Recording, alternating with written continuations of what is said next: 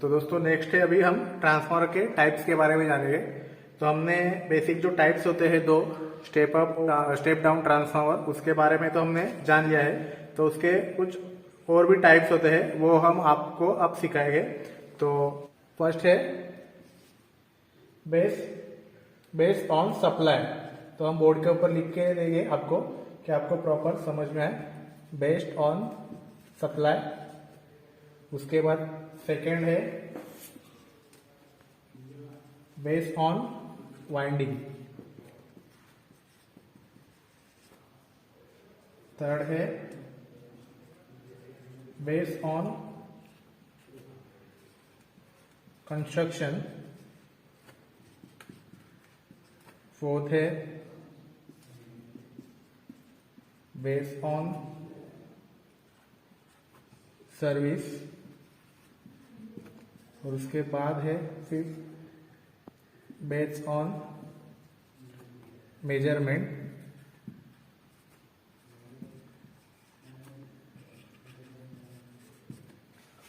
और उसके बाद सिक्स्थ है दोस्तों बेस्ड ऑन कूलिंग।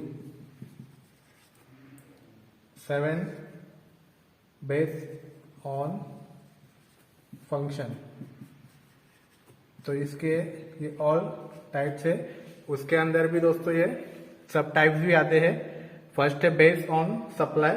तो बेस्ड ऑन सप्लाई में दोस्तों क्या आएगा? सिंगल फेज, बाद में 3 फेज।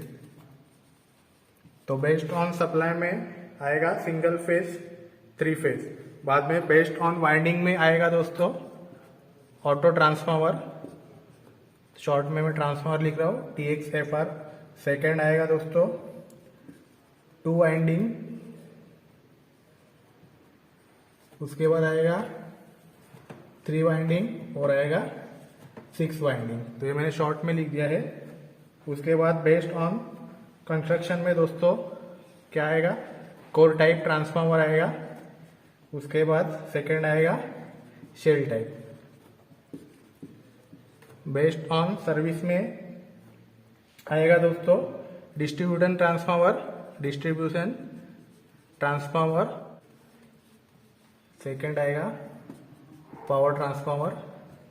उसके बाद फिफ्थ है जो बेस्ड ऑन मेजरमेंट है, तो उसमें आएगा CT और PT, current transformer, voltage measurement transformer. और 6 बेस्ड ऑन कूलिंग में क्या आएगा दोस्तों? ड्राई टाइप आएगा। और सेकंड आएगा ऑयल टाइप। तो उसके बारे में हम आपको टाइप्स के बारे में बाद में एक्सप्लेन करेंगे। फर्स्ट ऑफ ऑल हम लिख के लेंगे 7th वाला टाइप से बेस्ड ऑन फंक्शन।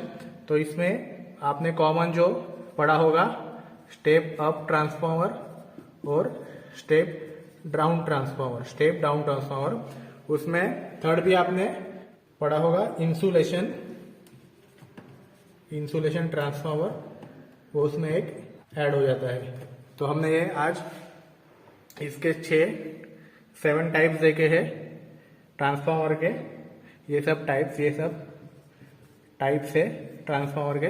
फर्स्ट हमने देखे बेस्ड ऑन सप्लाई, जो सिंगल फेज और 3 फेज के ऊपर डिपेंड होता है। Based on winding auto transformer. उसके बाद 2 वाइंडिंग, 3 वाइंडिंग, 6 वाइंडिंग, यानी सेकेंडरी में रेशियो होता है वाइंडिंग का, उसके ऊपर डिपेंड होता है। थर्ड है बेस्ड ऑन कंस्ट्रक्शन, उसमें कोर टाइप और शेल टाइप, ऐसे 2 प्रकार के होते हैं। कोर टाइप में दोस्तों ये देखो आप, ये कोर टाइप है।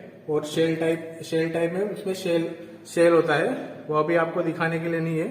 तो बेस्ड ऑन सर्विस में आएगा दोस्तों डिस्ट्रीब्यूशन ट्रांसफार्मर और पावर ट्रांसफार्मर। इसमें वोल्टेज को कम ज्यादा करने के लिए उस ट्रांसफार्मर का इस्तेमाल होता है। डिस्ट्रीब्यूशन ट्रांसफार्मर में न्यूट्रल हमें नहीं मिलता है। फिफ्थ वाला है बेस्ड ऑन मेजरमेंट, उसमें CT और PT टाइप्स आता है। CT यानी करंट मेजरमेंट, PT यानी वोल्टेज मेजरमेंट ट्रांसफार्मर। इस दो भाग में विभाजन किए जाते हैं उसमें। 6 है बेस्ड ऑन कूलिंग, एक में ड्राई कूलिंग, एक में ऑयल बेस्ड कूलिंग रहता है। तो ऑयल बेस में क्या होता है, टैंक ट्रांसफार्मर के अंदर और उसके टैंक के अंदर ऑयल फिल किया जाता है और वो ऑयल बेस कूलिंग होता है वो ट्रांसफार्मर, इसीलिए उसे ऑयल, उसका कूलिंग ऑयल के बेस पे होता है, यानी कि उसके टैंक के अंदर है जो ऑयल फिल करते हैं और वो ट्रांसफार्मर को कूल रखने में मदद करता है। और 7th वाला लास्ट वन है, आपने पढ़ा ही होगा स्टेप अप स्टेप डाउन और इंसुलेशन ट्रांसफार्मर। तो स्टेप अप और स्टेप डाउन को हमने आपको प्रॉपर तरीके से इस वीडियो में स्टार्टिंग में आपको बता ही दिया है। स्टेप अप में वोल्टेज को 230 वोल्ट है, तो 230 वोल्ट को आपको सेकेंडरी में ज्यादा वोल्ट मिलेगा। स्टेप डाउन में प्राइमरी को वोल्टेज 230 वोल्ट है, तो उससे कम वोल्टेज 230 से कम वोल्ट मिलेगा, तभी स्टेप डाउन। इंसुलेशन ट्रांसफार्मर में उसको इंसुलेटेड किया जाता है, इसीलिए से इंसुलेशन ट्रांसफार्मर कहते हैं। तो इस तरह हमने सातों टाइप्स हमने ट्रांसफार्मर के बारे में आपको जानकारी दी। इसके बाद हम दोस्तों पढ़ेंगे ट्रांसफार्मर के एडवांटेजेस और डिसएडवांटेजेस। तो दोस्तों अब हम ट्रांसफार्मर के एडवांटेजेस के बारे में फर्स्ट ऑफ ऑल जानकारी ले लेंगे। हम बोर्ड के ऊपर लिख देते हैं ट्रांसफार्मर के एडवांटेज। तो फर्स्ट वाला एडवांटेज क्या है, transformer AC and DC volt and current को इंक्रीज और डिक्रीज करता है। तो हम शॉर्ट में लिख देते हैं एसी डीसी वोल्टेज करंट को, एसी डीसी वोल्ट करंट को इंक्रीज या डिक्रीज करता है। हमने शॉर्ट में लिया है जाने के ज्यादा लेंदी ना हो। उसके बाद सेकंड है हाई फ्रीक्वेंसी रेंज के लिए कोर इफिशिएंट होता है। तो हाई फ्रीक्वेंसी रेंज के लिए जो ट्रांसफार्मर का कोर है वो बहुत ही इफिशिएंट होता है। उसके बाद थर्ड है अवेलेबल पावर कभी ट्रांसफार्मर में चेंज नहीं होता, but slightly too much decrease होते हैं depending on the efficiency of transformer. तो अवेलेबल पावर कभी भी ट्रांसफार्मर के अंदर चेंज नहीं होता है, स्लाइटली वो डिक्रीज होता है depending on efficiency of transformer. तो स्लाइटली डिपेंड होता है डिक्रीज के लिए इफिशिएंसी ऑफ ट्रांसफार्मर। उसके बाद फोर्थ है दोस्तों गुड मैकेनिकल स्ट्रेन ऑफर करता है। फोर्थ वन है गुड मैकेनिकल स्ट्रेंथ हमें वो ऑफर करता है। फिफ्थ है flux leakage and iron loss से बचाता है। फ्लक्स लीकेज और आयरन लॉस से हमें ट्रांसफार्मर बचाता है। सिक्स है पावर ट्रांसमिशन में ट्रांसफार्मर को वाइडली यूज किया जाता है। पावर ट्रांसमिशन में ट्रांसफार्मर को वाइडली यूज किया जाता है। तो हमने ये आपको शॉर्ट में ही लिख के दिया है। आप इसके द्वारा ट्रांसफार्मर के एडवांटेजेस और डिसएडवांटेजेस को अच्छे तरह याद कर सकते हैं। फर्स्ट है एसी डीसी वोल्टेज करंट को इंक्रीज डिक्रीज करता है। सेकंड है हाई फ्रीक्वेंसी रेंज के लिए कोर इफिशिएंट होता है। थर्ड है अवेलेबल पावर चेंज नहीं होती but slightly too much decrease होती है depending on the efficiency of transformer. Fourth one है गुड मैकेनिकल स्ट्रेन ऑफर करता है। फोर्थ वन है flux leakages and iron loss से बचाता है। और सिक्स वन है पावर ट्रांसमिशन में ट्रांसफार्मर को वाइडली यूज किया जाता है। तो अब हम दोस्तों ट्रांसफार्मर के डिसएडवांटेजेस के बारे में भी अब पढ़ेंगे। तो फर्स्ट है ट्रांसफार्मर कभी भी डीसी वोल्टेज में वर्क नहीं करेगा।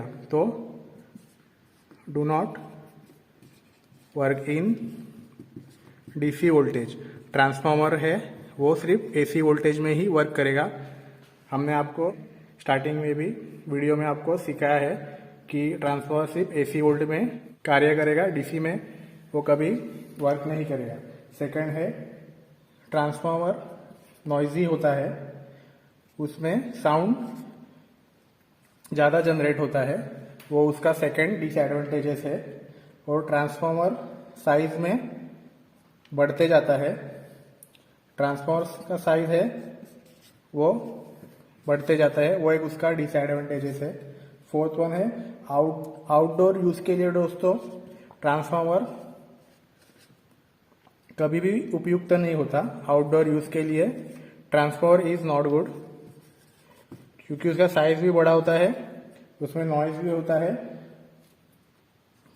उसके कारण वो आउटडोर यूज के लिए not in good in outdoor use. उसके बाद फिफ्थ है physical size of transformer is directly related to the amount of power to be divert. तो फिजिकल साइज भी है ट्रांसफॉर्मर की, वो भी डायरेक्टली रिलेटेड करती है amount of power to be redirect. तो फिजिकल साइज भी इफेक्ट करती है ट्रांसफॉर्मर की। तो ये हमने पांच डिसएडवांटेजेस के प्रकार देख लिए। Do not work in DC volt, noisy होता है, साइज मैटर करता है। उसके बाद आउटडोर यूज में भी वो नॉट गुड, फिजिकल साइज भी ट्रांसफॉर्मर का वो एक डिसएडवांटेज है। तो हमने टाइप्स पढ़े, एडवांटेजेस पढ़े और ट्रांसफॉर्मर के डिसएडवांटेजेस पढ़े। अब हम एक एग्जांपल देखेंगे ट्रांसफॉर्मर का। तो दोस्तों अब हम देखेंगे कि हमें ट्रांसफॉर्मर की यूज क्यों पड़ती है अपने असल जिंदगी में। तो हमें ट्रांसफॉर्मर हम कहाँ यूज करते हैं कि आपने देखा होगा कि चार्जर में या फिर पीसी का चार्जर या फिर अदर इक्विपमेंट में भी ट्रांसफॉर्मर को यूज किया जाता है एसी वोल्टेज को कम करने के लिए, और आपको एसी टू डीसी कन्वर्ट करने के लिए फिर वो रेक्टिफायर का यूज करते हैं। मगर आपने कभी सोचा है कि हमारे घर में जो लाइट आती है तो वो 230 वोल्ट आता है, मगर पावर प्लांट से लाइट आती है वो तो केवी में आती है। तो वो केवी वाली लाइट है किलोवाट वाली, वो तो हमारे घर में डायरेक्टली नहीं आती।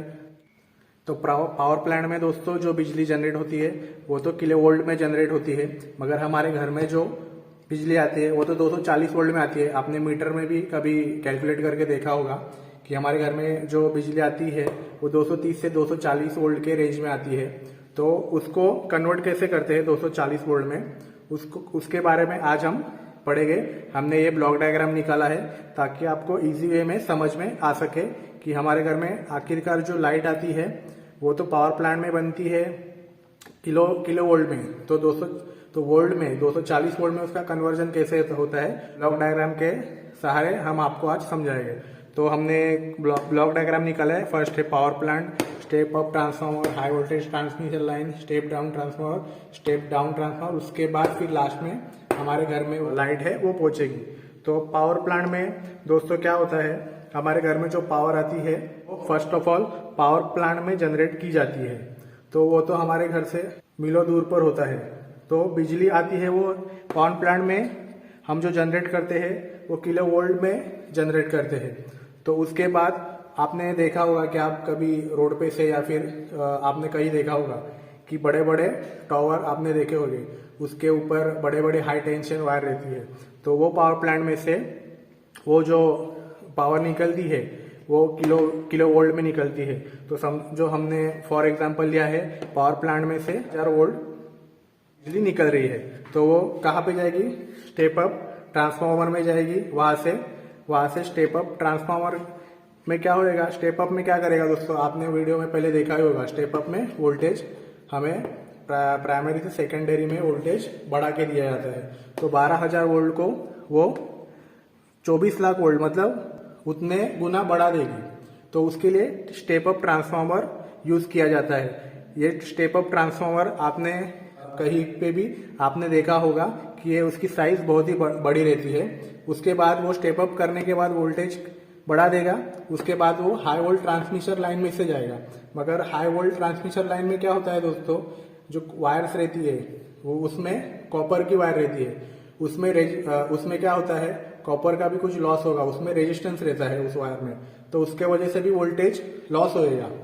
इसके लिए वो वोल्टेज में जो लॉस होगा वो उसके बाद जाएगा स्टेप डाउन ट्रांसफार्मर और स्टॉप स्टेशन में। तो वहां पे क्या होएगा, हमारे पास जो 24 लाख वोल्टेज है उसको कम किया जाएगा, उसको और कम करके उसको हम जाएंगे स्टेप डाउन ट्रांसफार्मर और स्टॉप स्टेशन में, उसको स्टोर किया जाएगा। फिर वहां से भी हमारे घर में तो अभी भी 230 वोल्ट है वो मिलना चाहिए, मगर अभी भी वो वोल्टेज ज्यादा है। तो हम क्या करेंगे, उसके बाद स्टेप डाउन ट्रांसफार्मर के सहारे वोल्टेज है उसको कम कर देंगे। ये 8,000 वोल्ट को हम 240 वोल्ट में कन्वर्ट करेंगे। तो स्टेप डाउन ट्रांसफार्मर क्या होएगा कि जो पहले 24 लाख वोल्ट आ रहा था उसको हम कम करके 8000 वोल्ट में कन्वर्ट करेंगे।